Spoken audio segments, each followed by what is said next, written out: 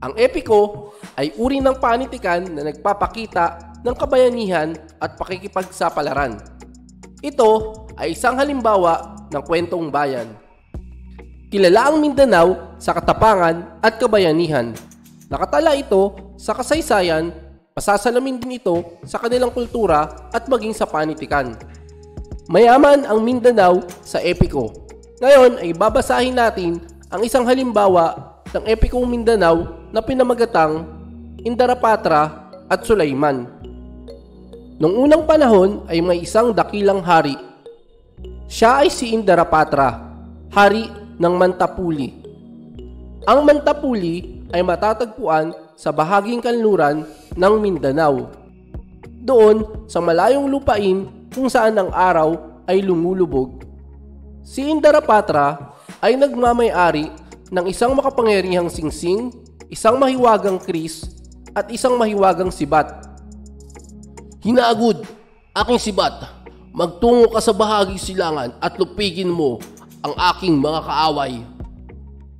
Ang makapangyarihang utos ng hari. Pagkatapos magdasal, inihagis niya ang sibat na si Hinagod ng ubod lakas. Nang makarating na ito sa bundok matunton, agad na bumalik ito sa Mantapuli at nagulat sa kanyang hari. Aking dakilang hari, maawa kayo sa mga taga Maguindanao. Sila'y pinapahirapan at kinakain ng mga walang awang halimaw. Sinisira ng mga halimaw ang kanilang mga pananim at ang mga kabahayan. Binabalot ng mga kalansay ang kalupaan. Ulat ni Hinagod. Nagalit si Indarapatra sa narinig. Sino ang mga halimaw na yon na walang awang pumapatay sa mga walang kalaban-laban ng mga taga Maguindanao? Galit na tanong ni Indarapatra. Ang una po ay si Kuritang, maraming paa at ganid na hayop, sapagkat sa pagkain kahit 5 tao'y kayang maubos. Sagot ni Hinagod. Ang ikalawa ay si Tarabusaw, isa siyang halimaw na mukhang tao na nakakatakot magmasdan. Ang sinumang tao na kanyang mahuli agad niyang kinakain. Ang ikatlo'y si Pa, isang ibong malaki. Ang bundok bita ay napapadilim sa laki ng kanyang mga pakpak. Ang lahat ng tao ay sa kuweba na naninirahan nang makaligtas sa salot. Ang ikaapat ay isa pang ibon na may 7 ulo, si Balbal. Walang makaligtas sa bagsik ng kanyang matatalas na mata, pagkat maaari niyang matanaw ang lahat ng tao. Sunod-sunod na paliwanag ni Hinagod. Nang marinig ito ni Indarapatra, nagdasal siya at inutusan ang kapatid na si Sulaiman, ang pinakadakilang mandirigma ng kaharian. Mahal kong kapatid, humayo kayo at tulungan ang mga taga Maguindanao. Heto ang aking mahiwagang singsing. At si Juro Pakal, ang aking mahiwagang kris.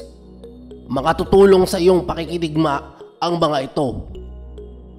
Kumuha si Indarapatra ng isang batang halaman at ipinakiskis niya ang singsing na ibinigay kay Sulaiman sa halaman at kanyang sinabi, ang halamang ito ay mananatiling buhay habang ikaw ay buhay at mamamatay ito kung ikaw ay mamamatay. At umalis si Sulaiman sakay ng kanyang vinta. Lumipad ang vinta patungong silangan at lumapag sa Maguindanao. Biglang dumating si Kurita. Biglang tumalon si Juro Pakal, ang mahiwagang kris, at kusang sinaksak si Kurita. Taas baba si Juro Pakal hanggang sa mamatay si Kurita. Pagkatapos ito ay kinalaban naman si Tarabusaw. Lisanin mo ang lugar na ito, kundi ay mamamatay ka. Ang malakas na utos ni Sulaiman. Lisanin ang lugar na ito? Nagkasala ang mga taong ito at dapat magbayad. Sagot ni Tarabusaw. Narito ako upang tapusin ang iyong kasamaan. Ang matapang na sabi ni Sulaiman. Matalo man ako, mamamatay akong martir. Sagot ni Tarabusaw.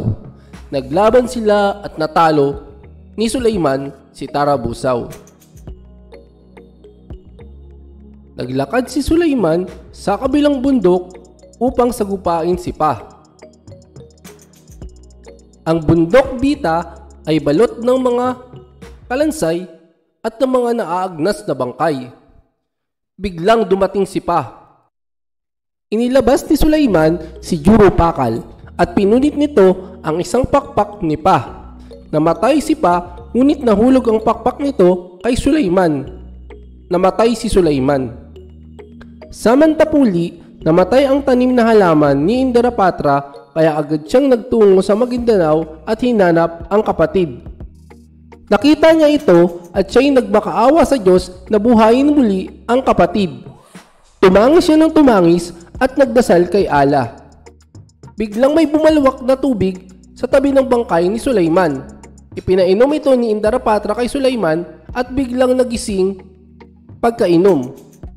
"Huwag kang umiyak, aking kapatid. Nakatulog lang ako ng mahimbing," sabi ni Sulaiman. Nagdasal sina Indarapatra at Sulaiman upang magpasalamat sa Diyos. "Umuwi ka na, aking kapatid, at ako na ang tatapos kay Balbal, ang huling halimaw," utos ni Indarapatra. Umuwi si Sulaiman at nagtungo si Indarapatra sa bundok Gurian at doon nakipaglaban kay Balbal. Isa-isang pinutol ni Indarapatra ang mga ulo ni Balbal hanggang sa isa na lamang ang natira. Dahil dito, lumisan si Balbal na umiiyak. Inakala ni Indarapatra na namatay na si Balbal habang tumatakas, ngunit ayon sa matatanda, ay buhay pa si Balbal at patuloy na lumilipad at humihiyaw tuwing gabi. Pagkatapos ng labanan, naglakad si Indarapatra at tinawag ang mga taong nasisipagtago sa kuweba, ngunit walang sumagot.